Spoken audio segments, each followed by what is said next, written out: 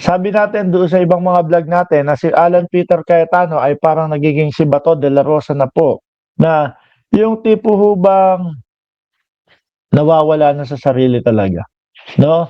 Yung naalala niyo si Bato de la Rosa noon pong ano, noong naipit siya doon sa Senado, muntik nang hindi makalabas at muntik nang mailipad po sa ICC. Naalala niyo yung mga sitwasyon at pagkakataon na yon? Yung mga mukha ni Bato de la Rosa na putlang-putla, hindi alam kung ano ang sasabihin, 'no?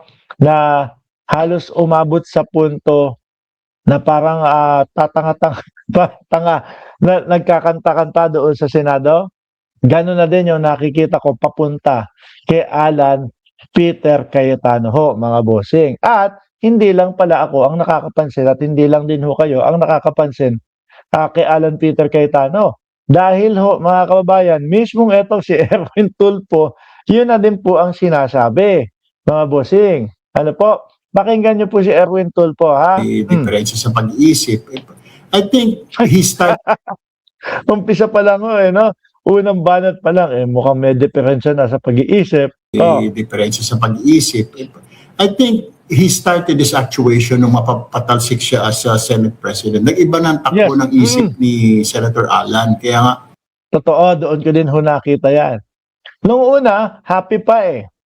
Pagkakaupo po bilang ano, nung pagkakaupo bilang, Senate President ni Alan Peter Cayetano, happy pa siya, eh, 'no? Tapos yung sila Robin Padilla, biglang, sumobra yung mga angas, 'di ho ba?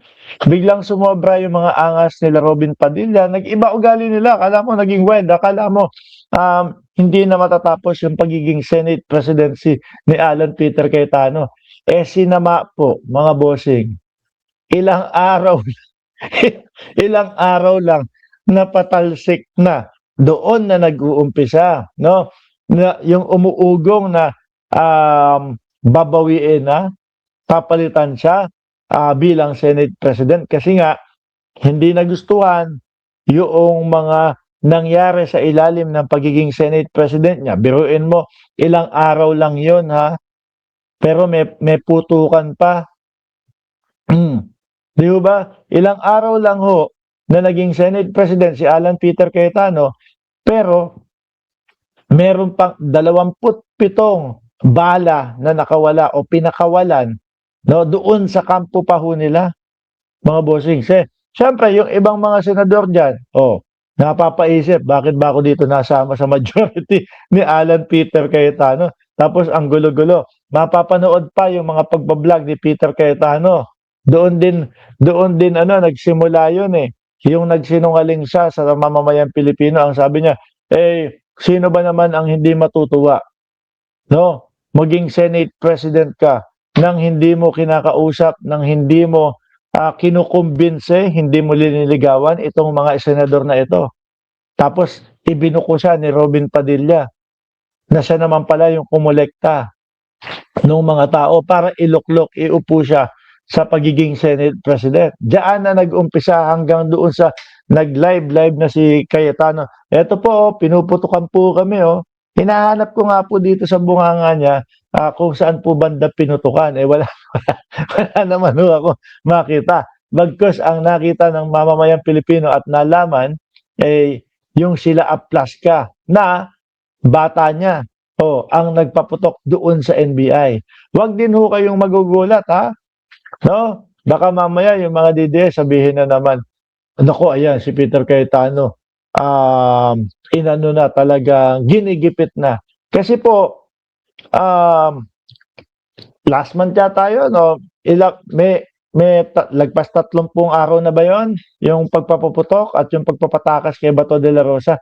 Panigurado po ako, 'no, na yang si Aplaska, eh, merong ano diyan, merong nag-go signal diyan para gawin ho iyon, mga bossing, 'di ba? At ang nakikita ko na nag-go signal diyan, eh, si Alan Peter Cayetano. So malamang hindi naman po palalagpasin ng NBI yun, mga bossing. Hindi ho palalagpasin ng NBI yun dahil po 27 putok ng barel, makikita nyo po yung NBI doon sa kabilang building, hindi po magkamayaw kung saan po sila magtatago. Panigurado, pinag-aaralan, masusing iniimbestigahan nila kung ano ang pwedeng mga ikaso diyan sa mga yan ho, mga kababayan. O, tuloy natin si Erwin Tulfo. Ma'am, Ma'am Chris Rose, shout out po sa inyo. Hindi ko pala napindot. Kahapon pinagdarasal ko na lang na sana bumalik pa sa katinuan. Tignan mo, pati postura niya. Hindi na Ipinagdarasal ka na lang daw ni Erwin Tulfo, Cayetano, na bumalik ka pa daw sa katinuan mo. Ano na yung itsura ng postura po, sir? nag-aahit. Di mo na maintindihan. Parang akala mo, taong grasa na. Hindi. Ito sa pananaw ko at tingin ko kung bakit hindi na nag-aahit ng balbas o bakit po nagpa-balbasarado si Peter Cayetano. O kung sa Bisaya, ano ba tawag? Bungot? Di ba? Bungutan na si Alan Peter Cayetano. Kumbaga, balbasarado na si Alan Peter Cayetano. Kayo po na mga manonood, kayo ang may kasalanan kung bakit hindi na po nag-aahit si Alan Peter Cayetano. Tsaka yan, si Melvin Matibag, si Director Matibag, isa din yan sa may kasalanan kung bakit hindi na nag-aahit si Peter Cayetano. Kasi gusto nyong bumalik yung dating malinis sa muka si Cayetano, yung walang bungot, walang balbas. Gusto nyong bumalik, tigilan nyo yung pagtawag sa kanya ng Petra. Tinatawag nyo kasi Petra tinatawag nyo Petra. Siguro sabi, grabe naman itong mga ito. Tawag sa akin, Petra. Kaya, para hindi ako sabihan na Petra, magpapabalbasarado ako. Yun ang nakikita kong dahilan, kung bakit, biruin mo.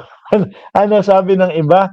Nagpakulay pa daw ng balbas para maging itim na itim at magmukhang makapal. Para pag pinutukan halaman. Di ba? Sige, bahala kayo dyan. At tuloy na natin si Tulfo.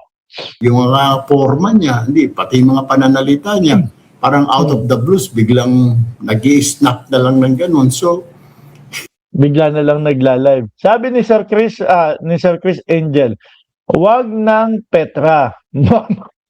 Mama Alan na lang. Tingnan nyo. Yan ang mga dahilan at yan ang dahilan kung bakit talagang nagpapa-macho effect si Alan Peter Cayetano. Meron naman si Ariel Salinga naman. Isa pa ito, mapang-asar. Ayaw niya ng Petra o di Ellen na lang daw imbis na Alan. Sabi ni Raben Catensa, halata naman na Petra, bahala kayo dyan. Basta ipinopost ko yung mga komento ninyo, baka sabihin si Mark Ramos ang tumatawag na na Petra. Hindi, pero kay Director Matibag, di ba? Si Director Matibag, ano sinasabi? Yung Petra yung pangalan na Petra, ayun ang pambabae. Yun daw. Kasi bumabanat siya. Pero ito, recent lang, may banat na naman po si Petra. Si Alan. Kasi kayo naman kayo nadadamay pati ako. May banat si Peter Cayetano kay Director Matibag na daw po. Minions daw po, si Director Matibag. Sabi ni Marivic Cambalon, kunwari, macho siya. Macho.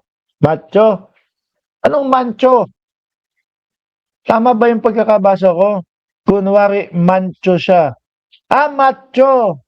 Okay yan. Buti na lang nililinaw niyo po. Mapang-asar talaga kayo. Game, tuloy na natin. Kala ko, pagkakabasa ko, kunyari, macho siya. Game, macho pala, game.